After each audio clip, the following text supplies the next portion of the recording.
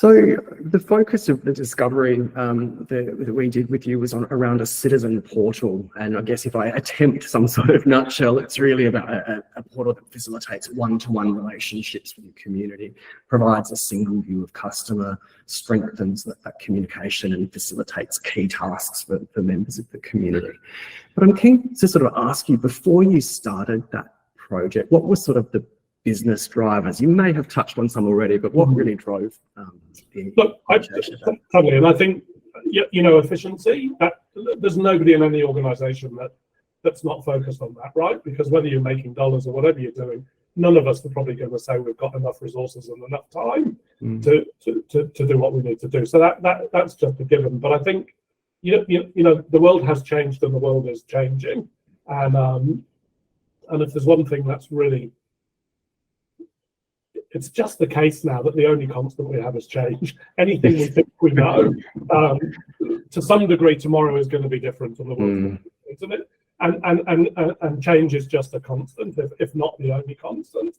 So if you go back pre-COVID, because there was another change, but I think local government, for all kinds of reasons, but our iteration of local government, particularly rural area, lots of focus on infrastructure, you know, water, roads, the things that you really need. A lot of that other stuff is seen as peripheral and not really necessary, but people's expectations change, and they change really quickly. So it's just not acceptable to me, and I know a lot of our ratepayers that in this day and age, you need to physically come into council every year to re-register your dog.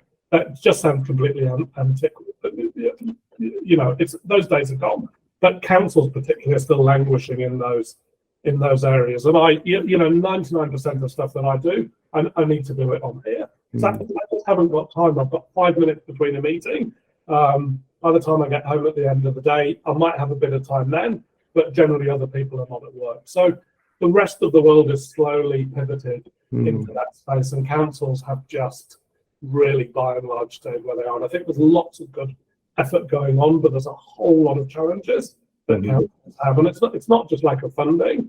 I actually think it's sometimes lack of imagination and lack of and actually fear of making those changes, because it becomes so big that actually where do you start? And it's just easier to say, do you know what, I'll do my couple of years and I'll move on to somewhere else, and someone else can get that problem behind me. But society's changing, and local government's remit is changing too. That, you know, people will be aware that government in New Zealand is working to centralise provision of free waters, and I think, you know, I'll stay out of the political stuff, but there's some logic to that. Turn the tap on. You want water to come out. It shouldn't matter whether you're in Auckland or Wellington or little old Fairley in the middle of nowhere. It should be good, clean water to the same standard, and you can apply that to roading. So what I suspect we'll see a moving away from some of that infrastructure stuff as it comes centralised, but we're starting to pick up some bits and pieces. You know, more community-related stuff. So Mount Task Force for Jobs is a really good initiative, getting school leavers that haven't got too many options into meaningful employment. So going with this, if it's a motive, on the rare occasion that people get in touch with us and the tap's not working or the park bench is broken, and they get very frustrated because they say information goes into a black hole, we don't hear back from anybody, blah, blah, blah, blah. Well, if it's that emotive when it's a pothole or a park bench, it's going to be much more emotive if we're doing stuff more in the social space, where we're dealing with people's lives and people's livelihoods. So councils need to make that change, and we need to make it to keep up, but we actually need to get ahead and position ourselves for where type of services that we're going to be providing in the future. So we've got to change, and we've got to do it quickly.